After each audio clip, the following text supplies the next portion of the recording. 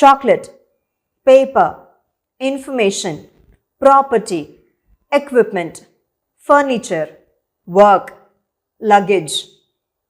இப்ப சொன்ன இந்த 8 வார்த்தைகளை பத்தி தான் இந்த வீடியோல பார்க்க போறோம். இந்த 8 வார்த்தைகளுக்கும் ஒரு ஒற்றுமை இருக்கு. அது என்னன்னா, இந்த 8 வார்த்தைகளும் எண்ணிக்கைக்குள்ள அடங்காது. அதாவது they are not countable. அது சரி, எண்ணிக்கைக்குள்ள அடங்கல அப்படின்னா இந்த வார்த்தைகளை எப்படி வாக்கியத்தில் அமைக்கிறது? உதாரணத்துக்கு, என்னுடைய சகோதரர் எனக்கு ஒரு சாக்லேட் கொடுத்தாரு. இதை இங்கிலீஷ்ல my brother gave me a chocolate. இப்படி சொல்லலாமா? இல்லைங்க, இப்படி சொல்லக்கூடாது. அது தப்பு. அப்போ எப்படிதான் சொல்றது பின்ன? அத my brother gave me a chocolate bar அப்படின்னு சொல்லணும். இதுவே என்னுடைய சகோதரர் ஒரு பெரிய சாக்லேட் பாரை 4 உடைச்சு அதுல இருந்து எனக்கு ஒரு துண்டு கொடுத்தாரு அப்படின்னா இதை இங்கிலீஷ்ல my brother broke a bar of chocolate into 4 and gave me a piece அப்படின்னு சொல்லணும். அதனால சாக்லேட் அப்படின்ற வார்த்தையை தனித்து சொல்லும்போது a, one, few, many இந்த வார்த்தைகளோட சேர்த்து சொல்லக்கூடாது. அதாவது a chocolate, one chocolate, few chocolates, many chocolates இதெல்லாம் தப்பு. சரி, தப்பு. இதுக்கு மாற்று என்ன? a chocolate bar, a piece of chocolate, some chocolate, a lot of chocolate இப்படியெல்லாம் தான் சொல்லணும். இந்த மாதிரி இன்னும் மீதி உள்ள 7 வார்த்தைகளை பத்தி பார்த்துருவோமா? Information. I received an information. I received a few informations. I received many informations. இதெல்லாம் தப்பு. அதுக்கு பதிலா I received a piece of information. I received some information. I received a lot of information அப்படின்னு சொல்லுங்க. அடுத்தது work. நம்ம அன்றாட செய்யற வேலைகளுடைய அர்த்தத்துல சொல்லும்போது I have a work to do. I have a few works to do. I have many works to do. All the works were done. இதெல்லாம் தப்பு. அதுக்கு பதிலா I have a piece of work to do. I have some work to do. I have a lot of work to do. All the work was done. அப்படின்னு சொல்லுங்க. அடுத்தது paper. எழுதுறதுக்கும் பொட்டலம் அடிக்கிறதுக்கும் நம்ம பயன்படுத்துறோம் இல்லையா?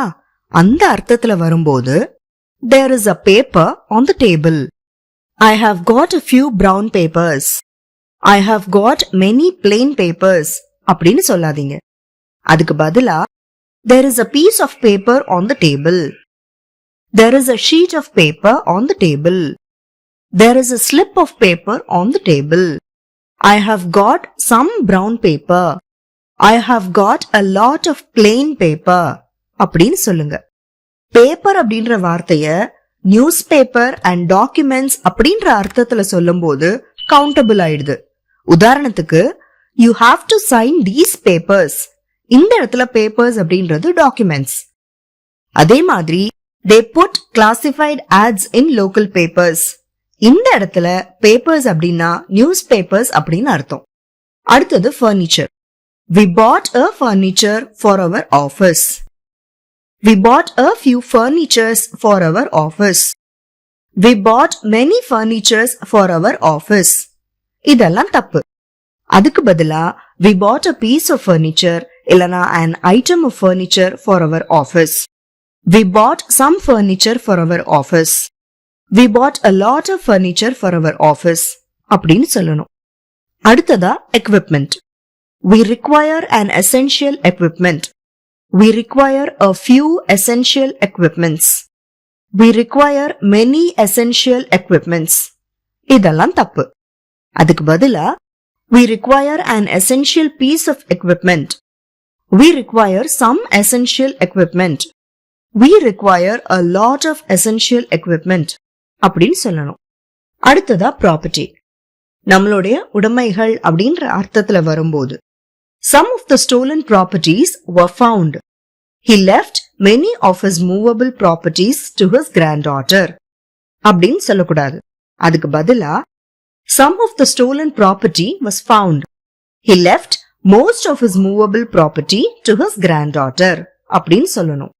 குறிப்பு: ப்ராப்பர்ட்டி அப்படின்ற வார்த்தைய கட்டிடம் மற்றும் நிலம் இந்த அர்த்தத்துல வரும்போது கவுண்டபிளா யூஸ் பண்ணலாம்.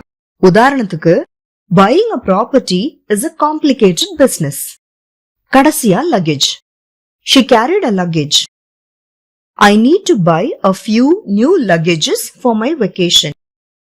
She had too many luggages. இதெல்லாம் தப்பு. அதுக்கு பதிலா she carried a piece of luggage.